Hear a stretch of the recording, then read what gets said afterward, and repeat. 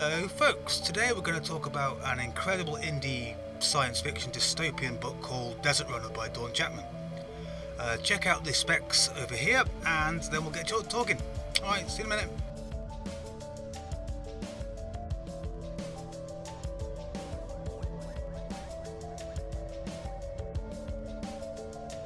And we're back. Well, you read the specs, you've read the blurb and you've seen the incredible cover. So, what did I get? What kind of review about this amazing little book? Well, it's about 107 pages long-ish, but my maths isn't great, so don't trust me on that one. But what I did get from this was it's a book that kind of transcends the media, really.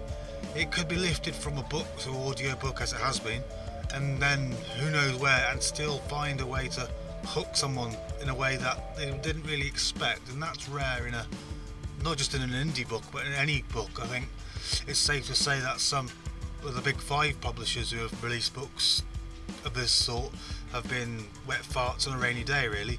So that's good that this amazing young lady can do it in such a well written and enthusiastic way. It's also a part of a series which I look forward to reading. I've seen the covers for the first 2 or 3, and if this one's book's anything to go by, it's definitely going to be a cracker. So the characters are interesting. They're relatable, three-dimensional, and you root for them really in a way that books want you to.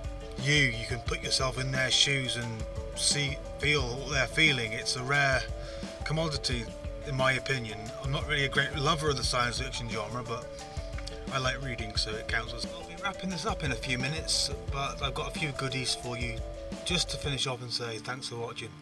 Mainly an extract or two just to get the inner bookworm in you wanting to part with your hard-earned cash to buy this lovely lady's book.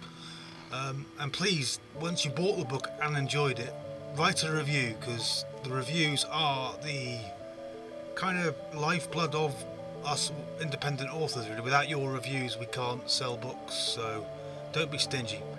Rather than buy the overpriced coffee and cake, buy a book instead. Okay, I'll speak to you in a minute to sign off, and with all the links you're going to need to get this book and the link to my own novel that's out at the moment. Alright, thanks very much. Speak in a bit.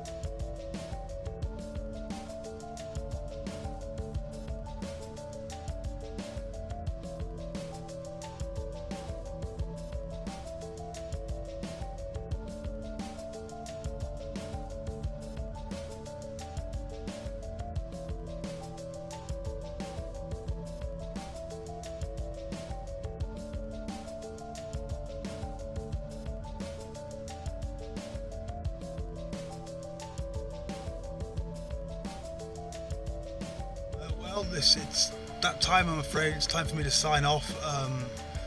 I need a coffee. It's been a long day and the pile of books on my bedside cabinet to read is growing bigger and bigger. So that's more books for me to read and for you to look forward to next time. On that note, the next series of books we're going to be looking at, or I'm going to be reviewing I should say, is the Gargoyle Horror short story series by Christy Mann. There are 3 amazing short stories that I can guarantee will have you hiding behind the sofa. So yeah, that's something to look forward to, I think, if I survive the read. I just want to quickly mention and go over again what I said about supporting us local authors. We really do struggle to get noticed and make some headway in this big sea of words and books and the like, because everyone wants the same thing. So I'm going to pop up a few things in a minute just to give you some ideas on how to support local authors. Independents mainly, poets, we're all in the same boat really, because it's the reviews and the promotions and the marketing and your word of mouth really that helps keep us going, keeps these books from being made really.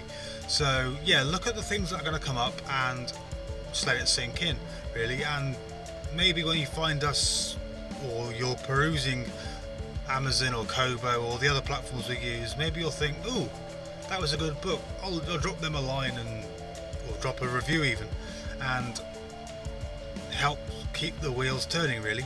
So okay, at the bottom of your screen in a minute will be the links to buy Desert Runner from her website, and also because I'm one of these rare little monsters called an independent author as well, my links will be next for my novel. Okay.